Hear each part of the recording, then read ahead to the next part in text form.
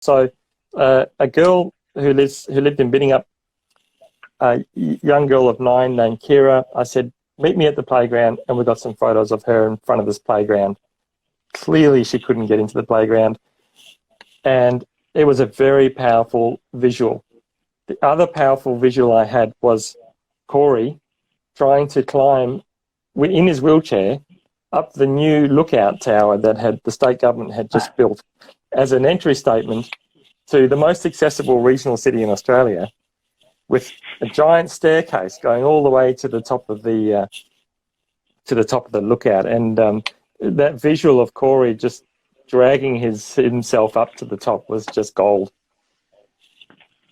Yeah, and that sort of storytelling is so important to what we do in the disability community, trying to create change. You know, our experiences are, in some cases, very foreign or not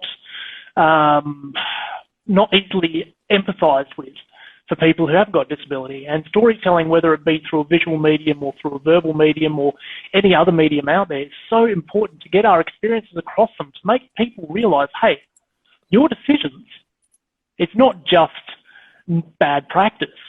This is the actual effect it's having on real people. Yeah, it has a massive effect, 100%. And those stories, as you've talked about, Ben, I mean, that storytelling is very powerful. And so one of the things I did do with my research group was got them to practice telling their story. So when we would meet by ourselves, not with anybody else, each time we met, I would ask somebody else to tell their story.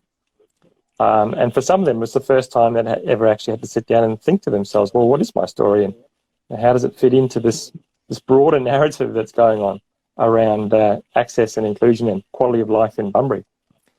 And that was really powerful. And then once they had practiced it, I got them to tell their story to some of the staff members at the City of Bunbury. As part of our interview process, we would open up with one of them telling their story, and it really set the scene. It just, you know, it was sort of a cut the crap.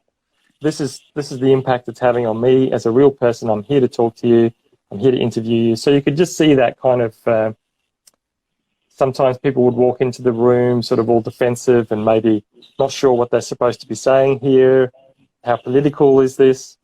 And that stuff just started to fall away, you know, because this is someone's story that you're engaging with. Yeah, and I mean, as a selfish plug or shameless, that's the word I'm looking for, shameless plug. We're currently running a leadership program as part of 30 Foot Drop called Empowered Leadership, where we focus a lot on the use of storytelling in leadership and change making.